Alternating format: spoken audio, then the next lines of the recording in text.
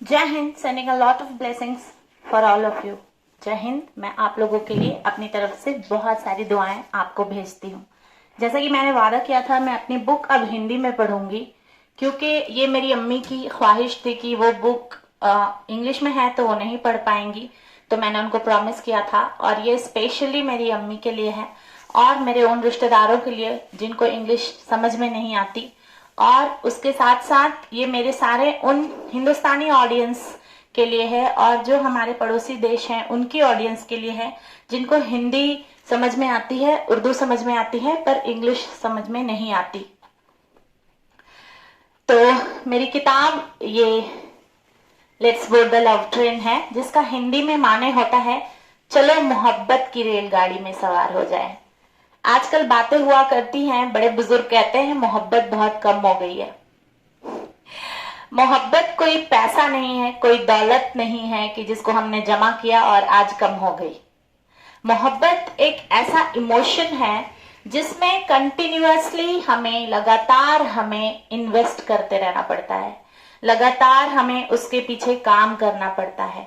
और अगर मोहब्बत खत्म हो रही है, इसका मतलब कि वो दो लोग जो मोहब्बत में जुड़े हुए हैं रिश्ते में, वो काम करना बंद कर चुके हैं रिश्ते के उस पहलू पे, इसलिए मोहब्बत कम हो गई है। अगर मैं किसी के लिए लगातार कुछ चीजें करती जाऊं और सामने वाले की तरफ से 10 साल 20 साल 25 साल 30 साल मेरे लिए खराब बातें निकलती रहें, तो मोहब्बत ऑटोमेटिकली खत्म होनी ही है। और मैंने एक बार पढ़ा था कहीं पे कि इसको हम मोहब्बत खत्म होना नहीं कहते हैं, इसको हम कहते हैं रिश्ते की उम्र खत्म हो गई। जैसे इंसान की एक उम्र होती है, वो जिंदगी भर काम करता रहता है अपने रिश्ते में और फिर एक मकाम पे आके वो मर जाता है, वैसे ही रिश्ते की भी एक उम्र होती है। रिश्ता शुरू होता है, बहुत प्यार के साथ शुरू होता है। हर रिश्ता, मैंने आज तक किसी बहू को नहीं देखा कि स्टेज पे दुल्हन बन के बैठी है और लोगों को कुछ बुरा बोल रही है, ना ही मैंने किसी सास को देखा है कि स्टेज पे बैठी बहू को कुछ वो बुरा बोल रही है। तो रिश्ता शुरू बड़े प्यार से होता है, लेकिन उसको प्यार से डेली काम भी करना होता है उसके ऊपर। जब हम उसको ऐसे ही समझ लेते हैं और उस पर काम करना बंद कर देते हैं, अपने इमोशन को अपने अपनों पे खर्च करना बंद कर देते हैं, तो मोहब्बत खत्म हो जाती है। मोहब्बत के साथ मोहब्बत की उम्र भी खत्म हो जाती है और इस तरह से वो रिश्ता मर जाता है। कोई भी रिश्ता ऐसे ही मरता नहीं, लोगों का उसमें एफर्ट नहीं डालना उसकी मौत की वजह होता है। तो कोई भी रिश्ता अगर आप अपने सामने टूटते हुए देखें तो एक पहलू को बहुत ज्यादा सर पे चढ़ाइए मत कि ये तो बहुत ही कर रही थी या ये तो बहुत ही कर रहा था लेकिन रिश्ता टूट गया। दोनों कहीं ना कहीं कुछ चूक कर रहे थे और इसलिए रिश्ता टूट गया। मैंने बहुत बार समाज में लोगों को बोलते हुए देखा है, जैसे ही तलाक होता है वो शुरू हो जाते हैं। मायके वाले जो हैं वो लड़की की तारीफ करना शुरू कर देते हैं और लड़के की बुराई, और ससुराल वाले लड़की की बुराई फैलानी शुरू कर देते हैं समाज में और लड़के की तारीफ शुरू कर देते हैं। क्यों? क्योंकि उनको अब दूसरी शादी करानी होती है अपने बेटे या बेटी की, तो प्रमोशन स्टार्ट हो जाता है वापस से। इतना जान लीजिए कि अगर किसी रिश्ते में हम नाकामयाब हो रहे हैं तो वहां पे पूरे परिवार की गलती होती है, क्योंकि एक इंसान सिर्फ उस रिश्ते को नहीं निभा रहा होता है, ये पूरा टीम वर्क होता है और सबके टीम को इसको निभाना होता है, हर एक मेंबर को निभाना होता है। अगर कहीं पे 10 लोग रहते हैं किसी फैमिली में और एक बंदा लगातार इमोशन खर्च किए जा रहा है, रिश्ते पे खर्च किए जा रहा है और बाकी लोग आराम से व्यूअर्स बन के देख रहे हैं, ना कुछ एफर्ट ले रहे हैं, ना कुछ उसकी मदद कर रहे हैं किसी जिम्मेदारी को उठाने में, ना कुछ भी नहीं एफर्ट ले रहे हैं, वो समझ रहे हैं कि ग्रांटेड किसी की शादी करके लड़का आया है या लड़की आई है जो बस निभाएगी ही मेरे घर की जिम्मेदारी। उस रिश्ते को मैं कैंसर का नाम देती हूँ और कैंसर ऐसी बीमारी है कि जान ले ही लेती है। तो ऐसा रिश्ता टूटेगा ही, उसकी उम्र ही कम होती है। तो अगर आपको अपने रिश्ते पे काम करना है तो करिए और फिर देखिए कि उसमें आपको मिल रहा है अजर की नहीं, और बड़े ईमानदारी से काम कीजिएगा। जहां बेईमानी रिश्ते में आई, रिश्ते की उम्र खत्म। और मोहब्बत तो अल्लाह की देन होती है। हम तो हमेशा किताबों में, कुरान में, बाइबल में, गुरु ग्रंथ साहब में आपने क्या पढ़ा? मोहब्बत अल्लाह बंदे के अंदर जगाता है। जो इमोशन अल्लाह जगाता है वो इमोशन गलत नहीं होता, लेकिन उस इमोशन में हम काम किस तरह से कर रहे हैं वहां पे गलती होती जाती है और फिर उसकी उम्र खत्म हो जाती है। मतलब अल्लाह समझ जाता है इस बंदे से नहीं निभेगी मोहब्बत, और फिर वहां से वो निकाल लेता है उसको। बहुत वैल्यूएबल चीज होती है, अगर उसकी वैल्यू करना बंद कर देते हैं तो वो वहां से निकाल लेता है, अल्लाह ऑटोमेटिकली निकाल लेता है। आपके सीने में फिर वो मोहब्बत आएगी ही नहीं, ये गारंटी है, अगर आपने रिश्ते में काम नहीं किया ईमानदारी से तो। चलिए मैं शुरू करती हूँ। प्यार के सफर के या मोहब्बत के सफर के अलग अलग स्टेशंस इस किताब में बताए गए हैं। वो इसलिए बताए गए हैं क्योंकि जब बच्चा दुनिया में आता है तो बड़े प्यार से अल्लाह उसको बहुत ही पाक एक रूह भेजता है दुनिया में, जिस्म में डाल के, जिसे ना तो गलती पता होती है, ना तो किसी की अच्छाई पता होती है, ना तो किसी की बुराई पता होती है। बड़ा पाक दिल वो मासूम दुनिया में आता है और फिर वो ग्रो होता है अपने एनवायरनमेंट में, मतलब अपने आसपास के लोगों के साथ। अगर आसपास के लोग, जैसे कि मैंने एग्जाम्पल दिया था, एक बीज है जो बहुत ही अच्छी क्वालिटी की है, हमने बहुत पैसा भी उस पर खर्च किया और हम उसको लेकर आए और फिर हमने उसको ले जाके फ्रीजर में रख दिया, वो बीज कभी नहीं उपजेगा। क्यों? क्योंकि हमने उसका माहौल खराब कर दिया। एक बीज है जिसको हमने खौलते हुए पानी में डाल दिया, उस गर्मी की शिद्दत से वो बीज दोबारा कभी नहीं उपजेगा। एक बीज है जिसको हमने बारिश में ले जाकर के सड़क पे फेंक दिया, वहां पे वो बीज नहीं उपजेगा। तो जब कोई बच्चा दुनिया में आता है तो उस बच्चे के आने के बाद की जिम्मेदारी उसके पूरे परिवार की होती है कि हम उसको सही वातावरण कैसे दें, उसको कैसे सही तरीके से समझें, उसकी इम्पोर्टेंस हम हर साल कैसे बढ़ाएं। तब जाकर के बच्चा कहीं एक बहुत ही कॉन्फिडेंट इंसान बन के बड़ा होता है और बहुत सारी अच्छाइयां जो अपनी फैमिली से सीखता है उसको कैरी करके अपनी लाइफ में, अपनी जिंदगी में आगे बढ़ता है। यहाँ पे मैं एक बात बहुत क्लियर करूंगी, एज अ टीचर 10 साल के एक्सपीरियंस में मैंने देखा है कि बच्चा आज जो है वो कल नहीं होता। इमोशनल वेव्स आती हैं हर इंसान के जिस्म में। क्यों? क्योंकि बहुत सारे हार्मोन सिक्रीट होते रहते हैं, बहुत सारे ऐसे जूसेस हैं बॉडी में जो निकलते रहते हैं और वो हमारे इमोशंस को बैलेंस करते हैं। तो ऐसा नहीं है कि कल जिस बच्चे ने मैदान में खड़े होकर सबको गालियां दे दी थी वो परसों संत नहीं बन सकता। तो हमारे समाज में क्या होता है, अगर किसी बच्चे ने कुछ बुरा कह दिया हम उसको पूरा माउथ पब्लिसिटी कर देते हैं।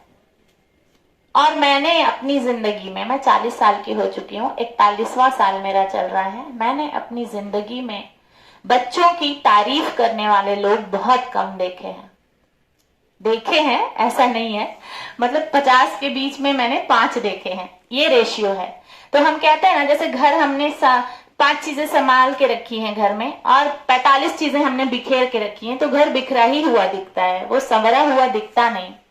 तो बिल्कुल वैसे ही अगर हमने बच्चे की सिर्फ 5 चीजों की तारीफ की और 45 चीजों पे जिंदगी भर उसको ताने मारे, यकीन मानिए उस बच्चे के दिल से मोहब्बत खत्म करने का पहला क्रेडिट उसकी फैमिली को जाता है, पहला क्रेडिट। और फैमिली में सिर्फ माँ नहीं, सिर्फ भाई नहीं, सिर्फ बहन नहीं, पूरे सारा टीम वर्क, सबका क्रेडिट है यहाँ पे। अगर बच्चे के दिल से मोहब्बत खत्म हो गई तो बहुत आसान बात नहीं है ये जो हम कहते हैं मोहब्बत खत्म हो गई, इसमें हमारी भी गलती होती है और अपनी गलती को एक्सेप्ट करने का बहुत बड़ा जिगर चाहिए। सबके बस की बात नहीं होती है ये।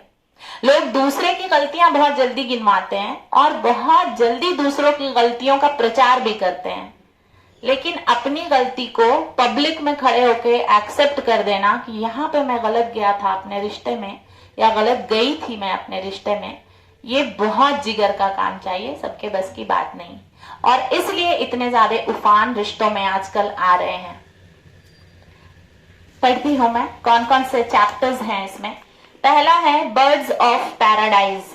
ये एक पौधे का नाम है जिसका मतलब होता है जन्नत की चिड़िया। और ये नाम मैंने उस बच्चे को, उस कैरेक्टर को दिया है जो इस किताब में आता है, इंट्रोड्यूस होता है।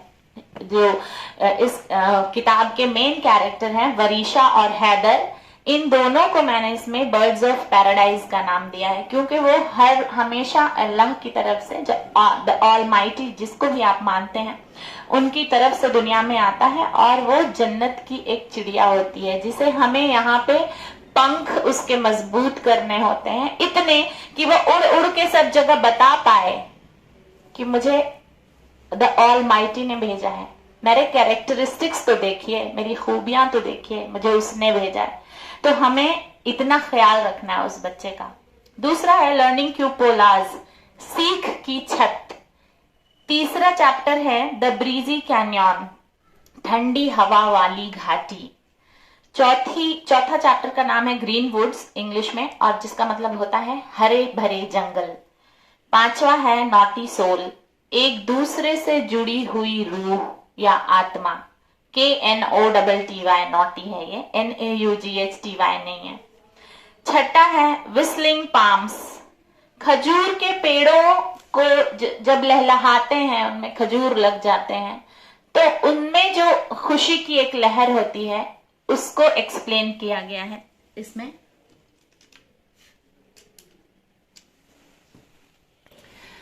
तो कहानी के जो कैरेक्टर्स हैं वो कैसे इस स्टेशन पे पहुंचेंगे वो पहले के चैप्टर्स एक्सप्लेन करते जाएंगे। अभी मैं सिर्फ चैप्टर का नाम पढ़ती हूँ। 7वां चैप्टर जो है वो है एंटीपोड्स। एंटीपोड्स मतलब होता है एक दूसरे का ऑपोजिट होना।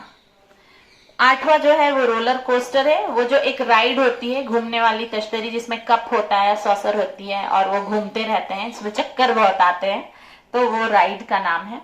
9वां है डेजर्ट कैनोपी, मतलब रेगिस्तान में छतरी।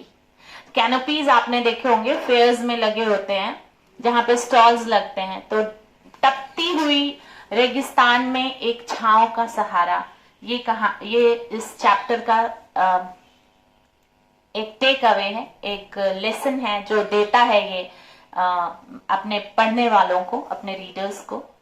सुंदर बन, सदाबहार पेड़ों का जंगल, कभी वो सूखता नहीं वो जंगल। तो मोहब्बत के सफर में ऐसा कौन सा जगह है जो हमारे लिए कभी मोहब्बत जिसके दिल में सूखती नहीं। आप इशारे से ही समझ गए होंगे लेसन में किसके बारे में बात होगी। इस्थमस, बड़े जमीन के हिस्सों को जोड़ने वाली पतली सी जमीन का एक रास्ता। जैसे दो बहुत बड़े जमीन के हिस्से हैं और पतली सी एक स्ट्रिप है जो दोनों को जोड़ती है, इसको इस्थमस कहते हैं। और अगला है अपालेचियान। अपालेचियान जो है वो होता है एक फोल्ड माउंटेन्स, तह बाई तह बैठने के बाद जब वो पहाड़ बनता है तो कितना स्ट्रांग बनता है और वो हजारों सालों में बनता है। तो कैसे एक इंसान मोहब्बत की एक परत, दो परत, तीन परत, चार परत, इस तरह से सीखते सीखते अपने पर्सनालिटी में कैसे वो डेवलप करके बहुत स्ट्रांग बन जाता है, उसको हिलाना आसान बात नहीं होता। और लास्ट जो चैप्टर है इसका वो है मजूरी। मैंने इंग्लिश में जब पढ़ा था तो इसका प्रोनाउंसिएशन मिसौरी किया था। आई एम सो सॉरी, क्योंकि ये जगह मेरे देश की नहीं है और मैंने इसका प्रोनाउंसिएशन चेक भी नहीं किया था। जब मैं अभी हिंदी में इसको लिखने लगी तो मैंने देखा कि ये मिसौरी नहीं है, ये मजूरी है। बहुत सही है, लाइफ एक लर्निंग जर्नी है, वहां पे हम गलतियां करते हैं, गलतियां एक्सेप्ट करके सीख लेते हैं, फिर जिंदगी में मैं मिसौरी को मजूरी ही पढ़ूंगी, मिसौरी नहीं पढ़ूंगी। तो मजूरी ये एक मिसिसिपी नदी है जो आगे चल करके अपनी छोटी छोटी शाखाएं निकालती है और फिर जाके समंदर से या जो भी एंड डेस्टिनेशन उसका है वहां पे जाके वो मिल जाती है। तो इस तरह से कैसे मोहब्बत भरे लोग अपनी जिंदगी में मोहब्बत को डेवलप करते हैं, कितनी मेहनत करते हैं, हर एक स्टेशन पे कौन कौन उनकी जिंदगी में आता है जिससे वो मिलते हैं और मेहनत करते हैं और फिर मोहब्बत लास्ट तक उनकी जनरेशन से दूसरे जनरेशन में जाती है। जब हम आईएएस ऑफिसर की तैयारी करते हैं तो उसके हम बहुत सारे यूट्यूब वीडियोस आप देखेंगे, बहुत चर्चे होते हैं। इतने साल हमने इसकी तैयारी की, आईएएस की, इतना स्ट्रगल किया, इतना इंटरव्यू दिया, इसके मेंस का एग्जाम दिया, इसमें इंटरव्यू पैनल था। और जो मोहब्बत है, बड़ा छोटा सा टर्म और बहुत बदनाम भी कर दिया गया है समाज में इस लफ्ज को, जबकि ये लफ्ज ही दुनिया को रोकने की ताकत रखता है। तो इस लफ्ज के पीछे ये हैदर और वरीशा कितनी मेहनत और किस किस जगह पे क्या क्या उन्होंने सैक्रिफाइस दिया है, बलिदान दिए हैं, वो सब मेरी किताब आपको बताएगी बहुत ही प्यारे अंदाज में, ताकि आप अपने आसपास मोहब्बत देने वाले लोगों की कदर करना सीखें। क्योंकि मोहब्बत, जितना पैसा कमाने में मेहनत लगती है, हम बाहर जाते हैं, आजकल वर्किंग आवर्स के हिसाब से सैलरी दे रहा है गूगल और अमेजॉन। वर्किंग आवर्स, 1 घंटे में हम काम करके 5,000 कमा सकते हैं। मोहब्बत को पूरे 24 घंटे में अगर आपको किसी के दिल में डेवलप करना है, आप नहीं कर पाएंगे एक दिन में, तो उसमें कमाई होती ही नहीं है। पहले इतनी ज्यादा उसमें इनपुट होता है, बहुत ज्यादा मेहनत होती है, और उसके बाद भी इसकी कोई गारंटी नहीं होती है। इसलिए इसको बदनाम करके रखा गया है। क्यों? क्योंकि लोग मोहब्बत में पड़ के कहीं इसमें कूद ना जाएं, और जब कूदेंगे तो उन्हें रियलिटी पता चल जाएगी, और जब रियलिटी पता चलेगी तो ये भी तो पता चलेगा इसमें मेहनत बहुत है, इसलिए लोग इससे दूर भगाते हैं हमें। तो मेरी कहानी आपको बहुत सारी चीजें मोहब्बत के बारे में सिखाएगी। चूंकि मैं एक जॉइंट फैमिली में पली बड़ी हूँ। बिहार का एक छोटा सा शहर है सासाराम, वहां पे मैं 12 साल रही हूँ जॉइंट फैमिली में। छोटी छोटी चीजों को मैंने अपनी बड़ी अम्मी, मंझली अम्मी, अपनी अम्मी, अपनी दद्दा, अपनी फूफी, उन लोगों को मैंने छोटी छोटी चीजों पे बहुत बड़ी बड़ी कुर्बानियां देते देखा है, और तब जाकर के उनकी मोहब्बत मेरे दिल में है। और फिर जब मैं शादी करके अपने ससुराल में गया शहर बिहार का ही है, मैं बेसिकली बिहार से ही हूँ, पढ़ाई मेरी सब उत्तर प्रदेश में हुई है। अबाउट द ऑथर मैं पढ़ दूंगी अभी थोड़ी देर में। तो उसके बाद मैं महाराष्ट्र में चली आई, पुणे में। तो इन तीनों राज्यों में किस तरह से मोहब्बत के पीछे लोग काम कर रहे हैं, उनको एक्सप्लेन करती हुई मेरी किताब है कि जिसकी आप कदर नहीं कर रहे हैं उसकी ही बहुत ज्यादा जरूरत है। एक्चुअली में पैसा तो कोई भी आजकल कमा लेता है, कोई भी कमा लेता है, जिसके पास डिग्री है वो आराम से पैसा कमा ले रहा है। मोहब्बत कमाने में बहुत ज्यादा मेहनत है। मैंने MA BEd किया है अलीगढ़ मुस्लिम यूनिवर्सिटी से। मुझे उतनी मेहनत नहीं लगी MA और BEd करने में, जितनी मेहनत मुझे रिश्तों को संजोने में लगती है। और MA और BEd करने के बाद तो एक एक साल रिपोर्ट कार्ड आ जाता था, फर्स्ट डिवीजन, तो बहुत खुशी भी हो जाती थी कि वाह, इतनी मेहनत की तो इतना फर्स्ट डिवीजन मिल गया। लोग तारीफें भी कर देते थे और हमें प्राइजेस भी मिल जाते थे। हमें पापा कुछ बहुत अच्छा गिफ्ट भी दे दिया करते थे।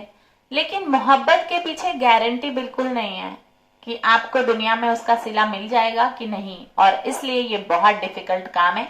पर यकीन जानिए, चूंकि इमोशंस उसके हैं, उसने दिया है, तो इसका बहुत बड़ा अवार्ड मिलता है। ये मैंने अपनी आंखों से देखा है लोगों को जीते हुए, और ये कोई बुनी हुई कहानी नहीं है, ये रियलिस्टिक फिक्शन है। ये कहानी आधी इसमें सच्चाई है और आधा है इसमें कहानी बुनी हुई कहानी इसलिए हम लिखते हैं ताकि बहुत सारी चीजें हम अपनी लाइफ में, रियल लाइफ में देखते हैं, पर हम उन इंसानों के नाम नहीं बता सकते सबको, क्योंकि अल्लाह कहता है कि जितनी इज्जत हमारी इंपॉर्टेंट है उतनी सामने वाले की भी इंपॉर्टेंट है। तो किसी की इज्जत को गिराने की आदत रखने वाला मोमिन नहीं होता, ये बचपन से सिखा दिया गया। तो उनको हम फिक्शन के थ्रू दिखाते हैं प्रॉब्लम्स जो समाज में आ रही हैं आजकल, और हम उनका नाम नहीं रिवील करते। लेकिन प्रॉब्लम्स हैं तो वो बताना पड़ेगा, तभी उसका सॉल्यूशन निकलेगा और तभी उसके ऊपर काम होगा, और तभी आगे अगली जनरेशन के सामने ये सारी प्रॉब्लम्स नहीं आएंगी, और इस तरह से सामाजिक इम्प्रूवमेंट होता है समाज में। और पीढ़ी दर पीढ़ी होता है। मैंने 3 पीढ़ियां देखी हैं, अपनी अपनी दादा नन्ना की पीढ़ी देखी है, अपने माँ बाप की देखी है, और मैं अपनी देख रही हूँ, और मैं अपने अगले जनरेशन को भी देख रही हूँ। तो 4 हो गई इस तरह से पीढ़ियां। तो इन चारों पीढ़ियों में कैसे कैसे थोड़ा थोड़ा थोड़ा करके सामाजिक परिवर्तन आता है लोगों की मेहनत से। तो मैं आप लोगों को तीनों पीढ़ियों की मेहनत इस कहानी के जरिए बताऊंगी, क्योंकि मेरे दद्दा और मेरी नन्ना ने भी बहुत मेहनत की मेरे पापा और मेरी अम्मी के पीछे, और मेरी अम्मी और मेरे पापा ने मेरे पीछे बहुत मेहनत की, मेरे शौहर के पीछे उनके माँ बाप ने बहुत मेहनत की, और मैं अपने बच्चों के पीछे बहुत मेहनत कर रही हूँ। तो इस तरह से 4 पीढ़ी की वो मेहनत जो मोहब्बत को बरकरार रखने के लिए चाहिए, उसका पूरा बयान इस किताब में मैंने किया है, जो कहीं ना कहीं आप लोगों की जिंदगी से जरूर जुड़ती होगी।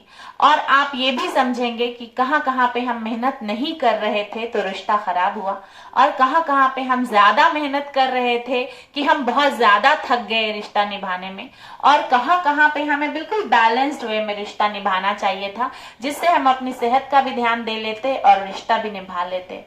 तो इन सारी स्ट्रैटेजीज के साथ ये बुक आप लोगों के सामने मैं हाजिर करती हूँ, और इसके पीछे मैंने तस्वीर दी है मेरी और मेरे हस्बैंड की। पति देव कहते हैं हमारे देश में। हमारे मजहब में तो अल्लाह के अलावा किसी की परस्तिश नहीं है, हम इबादत और किसी की नहीं करते। लेकिन हाँ, शौहर जो होता है वो बीवी को हर कदम पे सपोर्ट करता है, तभी मियाँ बीवी का रिश्ता चलता है। अगर आज 15 साल 16 साल मैं इस रिश्ते में आगे आ पाई हूँ, तो मैं बिल्कुल क्रेडिट सारा खुद नहीं लूंगी कि मैंने ही सब कुछ कर दिया और मैंने ये कर दिया और मैंने वो कर दिया। मेरे शौहर ने बराबरी से बहुत कुछ किया है, और वो सब मैंने इस किताब में एक स्टोरी के जरिए कि हर शौहर, सिर्फ मेरे हस्बैंड ही नहीं, मेरे पापा ने, मेरे दादा जान ने, मेरे नाना जान ने, उन लोगों ने जो मेहनत की है, मेरे ससुर ने, मेरी सास ने, मैंने सबकी मैं कहती हूँ कि मुझे टीचर इसलिए बनाया गया है क्योंकि मुझे लोगों की अच्छाइयां दिखती हैं, और दिखती हैं तो मैं एडमायर करती हूँ। लेकिन दूसरी तरफ मुझे लोगों की एकदम सही वाली बुराई भी दिख जाती है, थोड़ी प्रॉब्लम हो जाती है कभी कभी रिश्तों में। फिर तो ये चीज मैंने इसमें एक्सप्लेन की है, और मैं अपनी किताब में बुराइयां नहीं मेंशन करती हूँ, क्योंकि लोग पैसे खर्च करके किताब खरीदते हैं। अब मुझे नहीं लगता कि कोई पैसे खर्च करके कूड़ा खरीदने आएगा। आते हैं बहुत सारे लोग जिनको उससे खाद बनानी होती है, ऐसा नहीं है, उसका भी सही इस्तेमाल हो जाता है। लेकिन फिर भी ये मेरी दूसरी किताब है, और मैंने इसमें उतनी ही मोहब्बत भरने की कोशिश की है जितनी मोहब्बत से मुझे पाला गया और जितनी मोहब्बत से मेरे शौहर ने मुझे रखा। तो आगे अभी 23 मिनट हो गए, आज के लिए इतना ही, कल पढ़ती हूँ आगे। तब तक जीते रहिए, खुश रहिए, आबाद रहिए, और हो सके तो मेरी ये वीडियो को अपने रिश्तेदारों में जरूर शेयर करिएगा जहां पे मोहब्बत की कमी हो रही है। हो सकता है कुछ चीजें वो सीख लें और काम करना शुरू कर दें और रिश्ता टूटने से बच जाए। जीते रहिए, आबाद रहिए। जय हिंद।